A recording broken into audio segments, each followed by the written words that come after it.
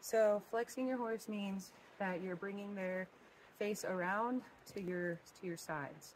Flexing is important because if you've ever ridden a horse with a really stiff neck, like a lot of trail riding horses will usually have super stiff necks, and there's nothing worse than riding a horse that doesn't like to turn and knowing you can't turn their head when they need to stop, when you need to use your emergency brake, which is also a great thing that flexing is used for. Demonstrate real quick.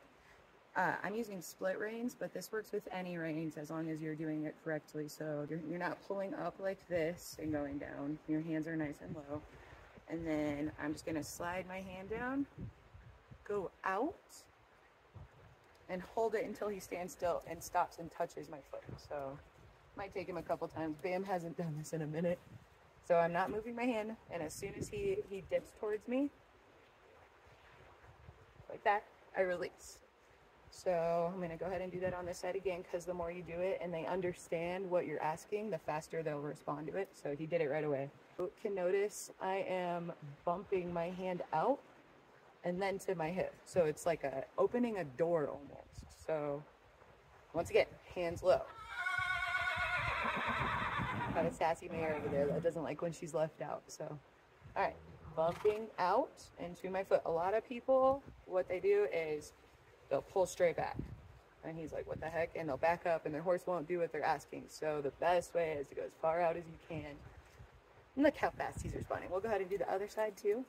This is a different angle. And what you do to one side of your horse, you always want to do the exact same thing on the other side, because they're learning on both sides. Different side, different horse. That's what I grew up learning. So I'm going to slide my hand down, bump to my hip.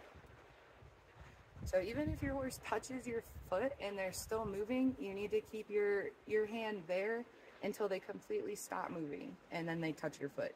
And they can touch your foot all they want, but they're spinning in circles. That's not respectful on their part. So we're going to do it again. I'm super good at this, because when I was training, that's one of the main things I did nonstop. Riding horses and training horses and everything to do with horses is a lot of repetitive stuff. So Bam and I have worked on this for years, and now that he like remembers what I'm asking him, he's just like so quick about it. You know, at one point I could even just like put my hand down without the reins and just act like I was doing it, and he would turn his head. So that is good. Let's say your horse is taking off with you. Let's say your horse started bucking with you. Anything like that. As long as you can bring their head to your foot like this, they can't do much. They can't run straight when their head is turned like that.